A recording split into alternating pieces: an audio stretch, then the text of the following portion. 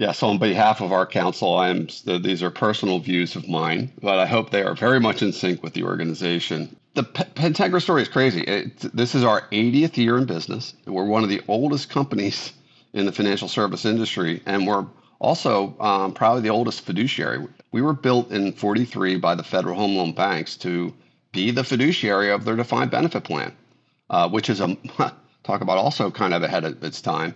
It's also a multiple employer plan, multiple employer defined benefit plan, for which we are an owned asset inside that company, inside that construct. They had the foresight that we shouldn't be the ones reviewing it. We are a completely independent organization with our own board and our own charter and everything else, with a sole purpose of what would become known as 338 from an investment management standpoint, 316 from an administrative standpoint. We are the actuary of the plan.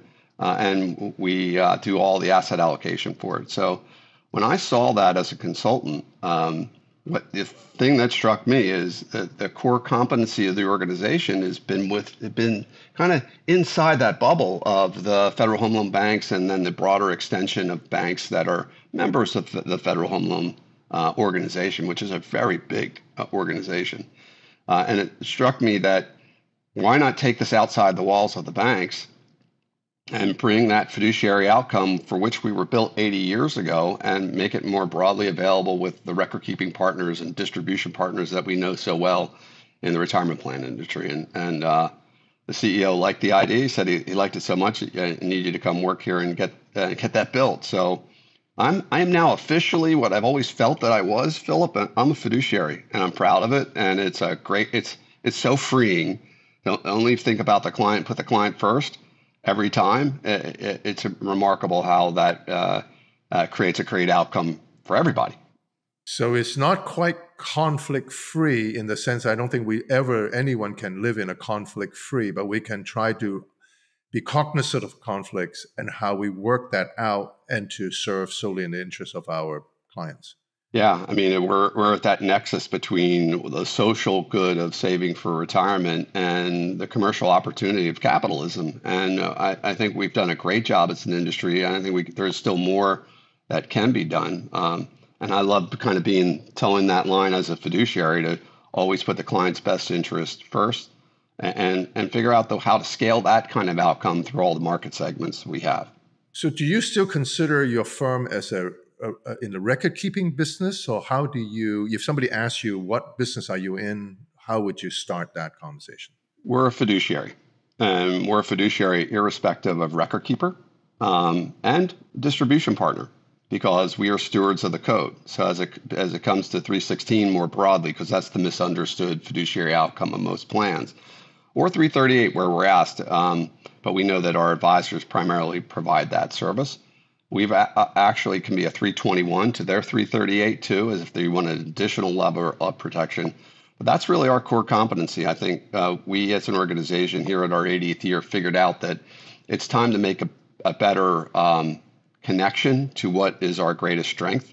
So when you get to the record keeping portion, and I'll say the participant record keeping business, as opposed to the plan sponsor governance. Yeah. That's the big differentiation. We're on the plan sponsor governance side. The scale required and the technology required and the ongoing investments required to do it well on the participant side, because of technology, primarily the smartphone, right, is not something we can compete with or want to. We love the details inside the plan, getting them right, keeping them right, let a plan sponsor not have to worry about those, or an advisor or a record keeper too, because everybody's busy.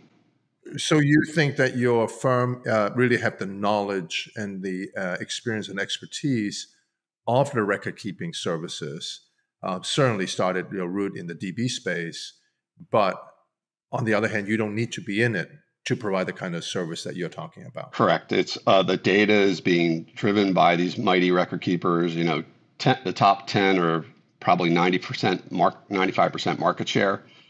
We've worked hard to connect with those record keepers because the advisors also tend to correlate highly to those record keepers as well. So that nexus between plan sponsor data and the outcome of the plan and what's driven by the advisor, we're that extra set of eyes and ears on the books, and in many cases actually doing the work as an administrative fiduciary, where we're named inside inside the plan docs in the 5500.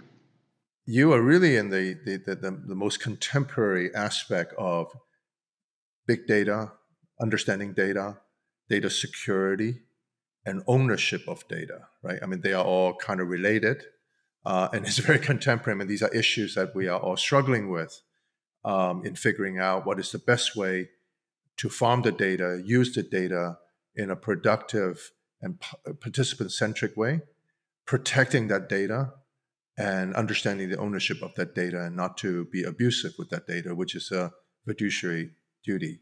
I'm sure I'm not saying it exactly the way you guys would say it. No.